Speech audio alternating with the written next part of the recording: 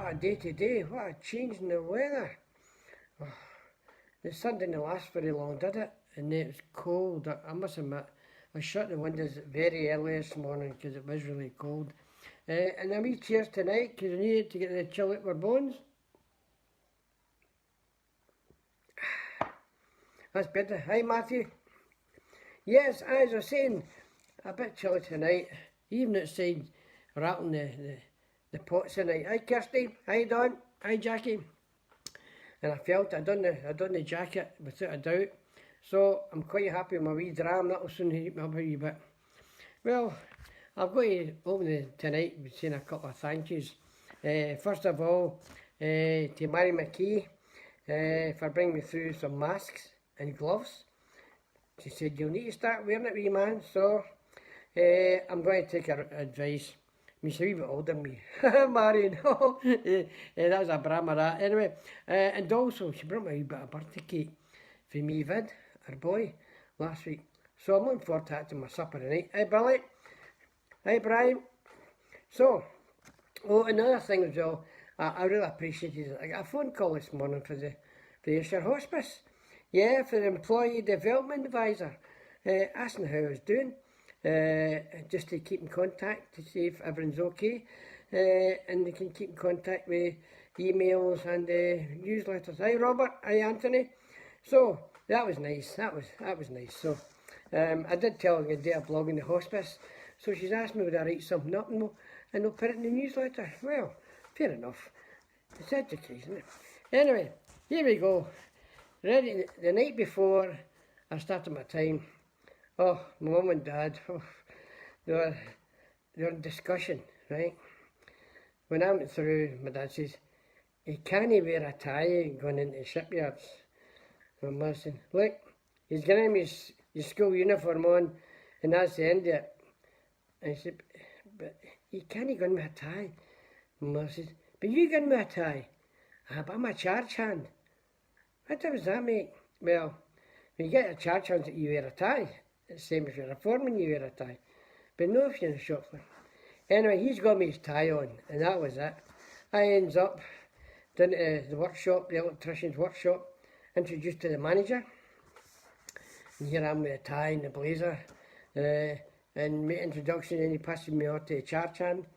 And the charge hand, he done a tie as well. And I went, oh, maybe I should be wearing a tie. And he went, what is it, the woolly head? Aye. Right, come on, I'll take you on and introduce you to the squad. He takes me out to the workbench, and it was the maintenance squad I was going to work on, right? And he says, this is Eddie, this is Alec, this is George. And the boys put their hand out to shake my hand. Woolly head, does it? And he held out my hand, and this guy comes with scissors and cuts the tie off. Oh, dearie me, what a start. And he went, you don't wear a tie here, pal. We're in the ground level here. And opened the door where they kept all the tools. It was all full of ties. Oh, so I wasn't the only one ever turned up with a tie, so that was the start. So I was introduced to the squad. There was another new apprentice as well, right? So, they said, right, we want you to see if we can operate a vice. Okay, Billy? Hi, Margaret. Hi, Brian. Hi, Molly. I want to see if we can, hi Liz, I want to see if we can operate a vice. And I remember doing something in the school regarding a vice. Right, put that bracket into the vice, so, goes in that and go in that. Next minute, oh, geez, oh, a shock. And that was the trick, right? They measured up the vice, and that was me broken in, right? So later in the morning, I get made, hi Bernard, hi John.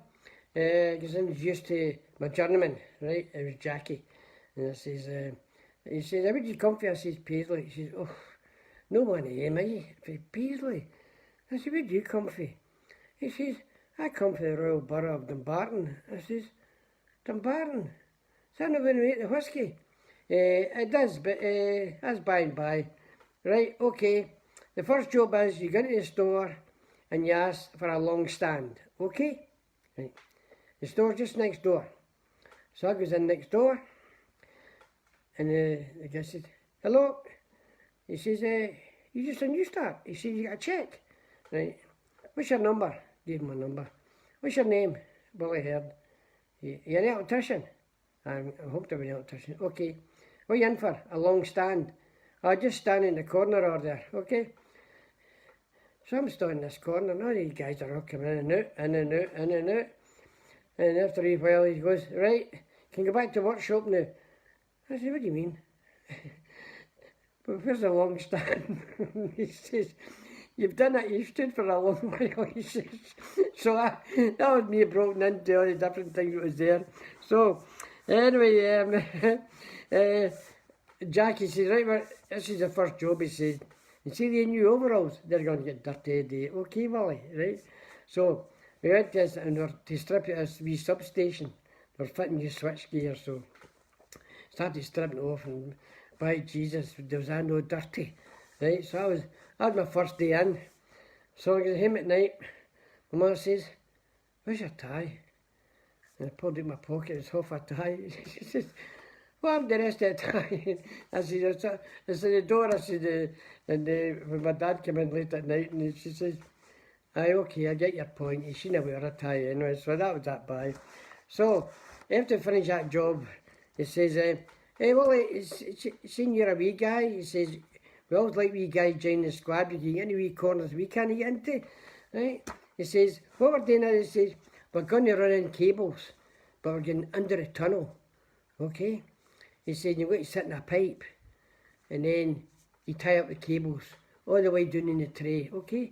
So you just bum your way along. So years ago, I goes in there and the cables and doing the tie-ups, and I'm going, it's a bit of smell in here, you know? And it just dawned on me, right? If hi Mary, hi Rachel, hi John, I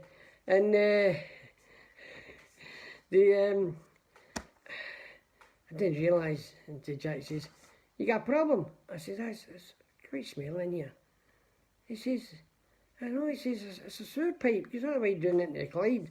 He says, so just carry on, just hold your breath, maybe you can. He said, we'll get your job finished. So that was me broke in regards to that. So, where am I here? So, we're doing general maintenance, right? And I must admit, just as well I wasn't bad for heights. I might split this into two, because quite a few stories for 5 years, you know what I mean? So, anyway, travelling cranes in the sheds, and you had to replace a light.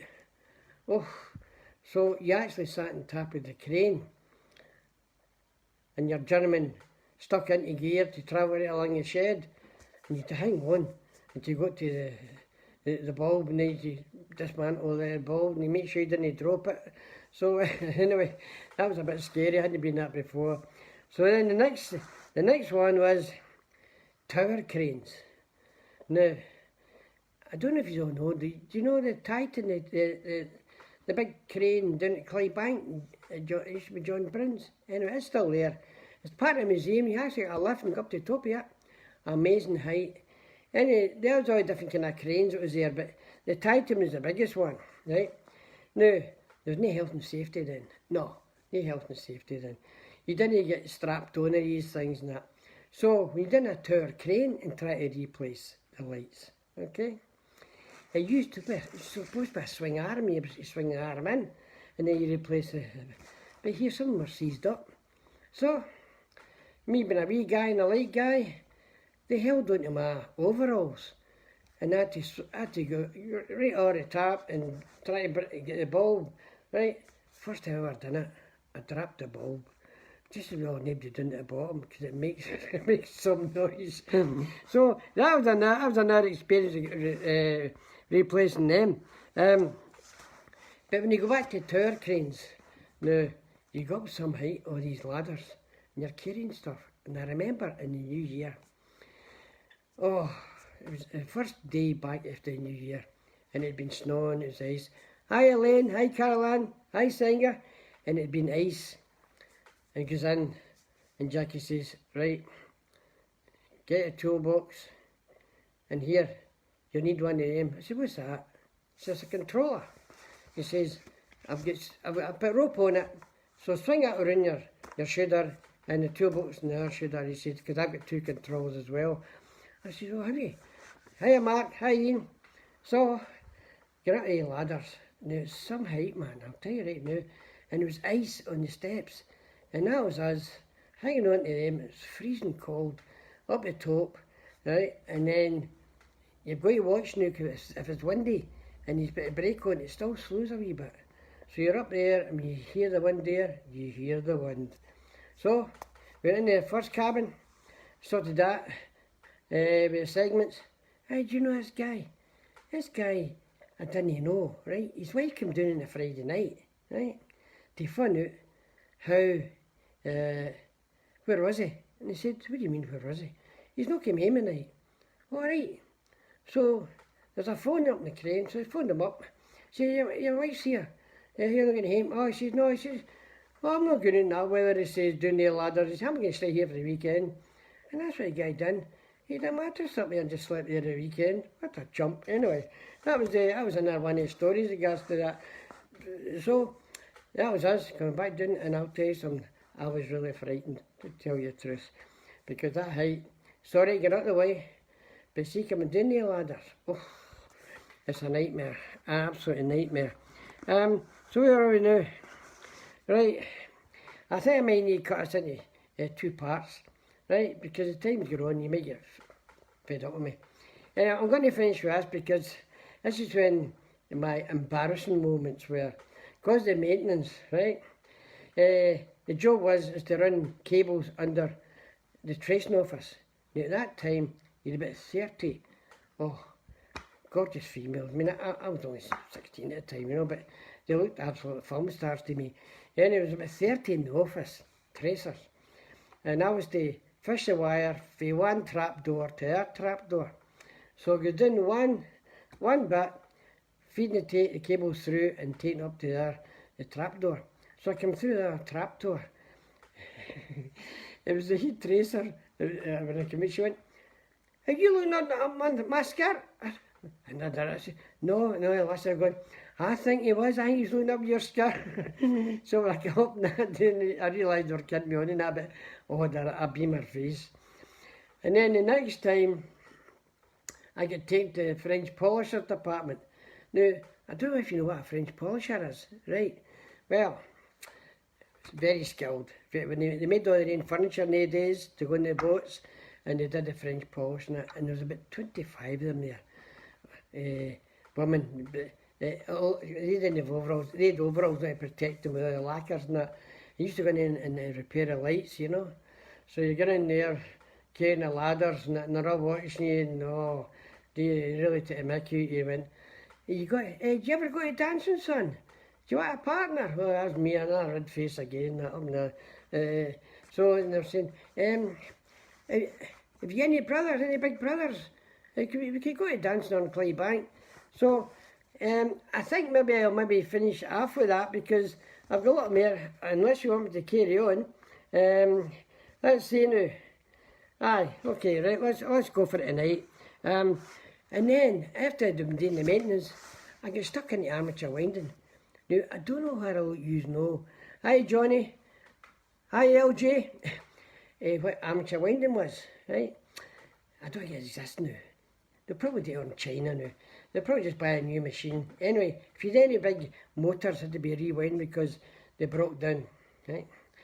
And what you done was, you gutted them all, and then you put more coils of wire, you fitted it in the slots, right?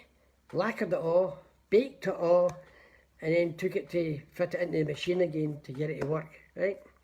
So, my first one was finished. Taken into the turning shop, right? And you do the rotor and the stator. Anyway, you lower it down with the crane and you put it in, and then you switch it on. And my German says, hi Ross, is that it done with you, man? Okay, how confident are you that you've done it right? And I went, hi, I feel quite confident. And I switched it on, and the smoke all belched out. And he went, thought you said you done it right. It turned out you use a micrometer for to get thickness of wire. I'm going really technical, new micrometers. Anyway, I took the wrong size of wire, so the wire wasn't thick enough to do it. So that went up in smoke. So I got a rocking for that. So I think I might finish there and now, because that was me and then to do a couple of years in the ships. And I've got stories for that as well. So I'll maybe make that part 2 tomorrow night. So I hope you're quite patient in that. And I know there might be a lot of ladies listening now. They'll not know all about shipbuilding and that. But anyway, that's what it was. When you're growing up and being an apprentice, you've got to go through these stages. So stay safe, days your tail, okay, distance apart, and there may be a wee relaxation, but I wouldn't guess on it. I wouldn't bet my boots on it anyway. Good night. Have a rest of the night. Cheers.